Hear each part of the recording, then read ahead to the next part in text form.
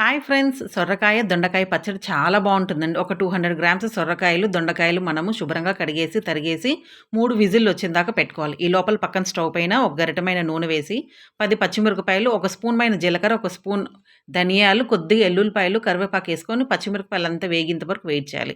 పచ్చిమిరపకాయలు మంచిగా వేగిన తర్వాత ఒక 200 గ్రామ్స్ టమాటాలని సన్నగా తరుక్కొని ఇది గూడా మంచిగా మగ్గనియాలి. టమాటాలు మాత్రం పచ్చిగా ఉండకూడదు. మంచిగా మగ్గిపోవాలి. ఇది మగ్గిందండి. పక్కన విజిల్స్ అయితే వచ్చేసాను. నీళ్ళని వడగట్టేసి, ఈ ఉడికిన పదార్థం అంతా ఈ టమాటాలోని వేసేసి ఒక 5 నిమిషాలు మనమైతే మగ్గిచ్చేసుకుందాం. ఈ లోపల కొత్తిమీరని శుభ్రంగా కడిగేసి 2 పిరికిలమైన కొత్తిమీర దీంట్లో యాడ్ చేసుకొని, ఒక అరచిప్పమైన పచ్చి కొబ్బరి సన్నగా తరుక్కొని ఇది గూడా వేసుకోవాలండి. చల్లారిన తర్వాత మిక్సీ జార్‌లో ఇదంతా వేసి, కొద్దిగా చింతపండు, తగినంత ఉప్పేసుకొని మనము కచ్చా పచ్చాగా పట్టుకోవాలి. పచ్చడైతే రెడీ అయిపోయిందండి. పోపులో వేసుకొని కలిపేసుకోవాలి అంతే. దోస, ఇడ్లీ, పూరి, చపాతీ, అన్నంలోకైతే కేక్ అండి. ఎంత బావుందో తెలుసా అసలు. మీరు తప్పకుండా ట్రై చేయండి ఫ్రెండ్స్.